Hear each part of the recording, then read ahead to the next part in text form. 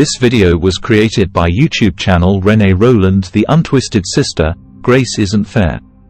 Get over it. With major Hollywood blockbusters having summer releases, it shocked the country that a relatively small independent film like Sound of Freedom, with limited theatrical release, has turned out to be a major theatrical force, packing theaters everywhere, rivaling some of Hollywood's biggest hits.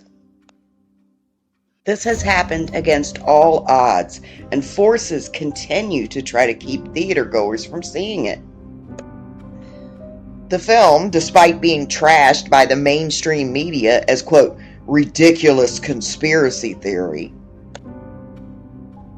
is based on the true story of Tim Ballard, formerly of the Department of Homeland Security and now Operation Underground Railroad, which does the heartbreaking and thankless work against the human trafficking of children. I understand it's easier for some people to write these horrific tales of unfathomable evil, write them off as not true or conspiracy, or lump it together with QAnon and certain things that aren't true, hoping that the whole thing gets tossed out as false. Because if it is true, we must then face it. We must then acknowledge it and deal with that evil. And it's easier just to bury our heads in the sand. It's just easier to pretend it's not there, pretend it's not true, and watch some fluff on TV and drink our giant corporate lattes. But this film, again, is based on a true story. And for those who deny this happens, there are videos of the operations you can watch. You can see children being rescued. You can hear the testimonies of mothers who have lost their children, not just to forced labor traffickers or sex traffickers, but to those that actually did purchase the child for sacrifice. Just because you don't believe it doesn't mean someone else doesn't believe that the child's blood can bring blessings from the dark forces. There's witch doctors all over the world, shaman and medicine men. So don't throw it out because there's a minority of cases that have ritual and occult overtones. This is real. It happens. You can find these videos of operations of them infiltrating this malevolent world of human trafficking. Besides that, there's another issue. It's just weird, and it's very concerning regarding this movie, and that is the numerous and repeated reports of theaters showing this movie discouraging. It is literally discouraging ticket sales to this movie. You can verify these reports online. There's tons of videos of people going into theaters or being told this or that. But I'm going to show you the excuses that theater goers are getting when they try to buy a ticket. They are told the air conditioner is out in that particular theater and are encouraged to see a different film. Or they are told it's sold out, but when they check at the time the film's supposed to start, no one is in that theater. But what's strangest of all, if a person manages to actually get a ticket and get into the theater that's showing The Sound of Freedom, well, then a fire alarm or some other interruption will happen right in the middle of the film. Then they're offered free tickets to another movie. Or there'll be some other issue with the theater, like the projector will fail, or it'll start like discoloring the film and the sound will go out, like something will happen.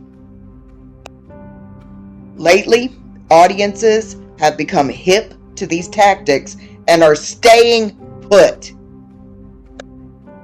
They are not leaving the theaters because they know something smells funny. They know something is off. I worked many years in film production. I was a producer, a UPM, a line producer, and even got into directing national commercials before I left. I did feature films, but they were independent. But I'm going to tell you, I have never seen anything work against a movie like this, ever. And it's not because it's offensive or gruesome or not family friendly, but for no other reason than someone doesn't want you to see it, because there's nothing in this film that is, I mean, they handle the content very gracefully. So there's no reason anything should want to keep you from seeing this film. The film is exposing the suffering of child victims and bringing awareness to it. So why would someone not want you to see this? I would have written this entire thing off as urban legend if I had not witnessed it myself. I wish this film was just a fiction, just a conspiracy theory, but sadly it is not. On the journalists that have slandered and worked against this film and Operation Underground Railroad, who fights to free children from living hell that most of us in the Western world will never know. As a Christian, I say go.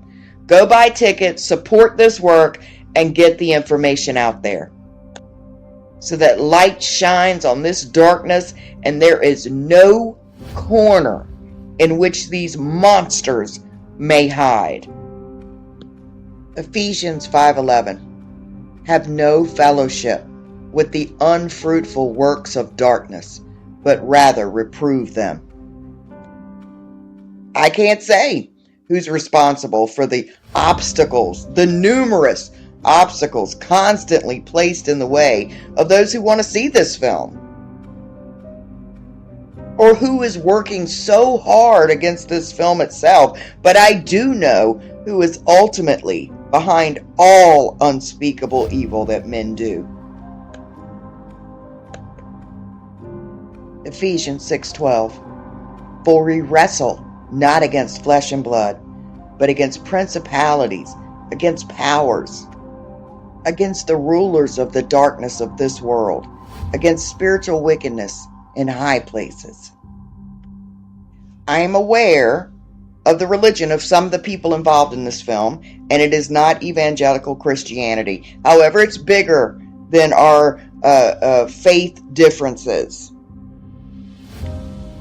The work the organization is doing is of God, because it's to save children.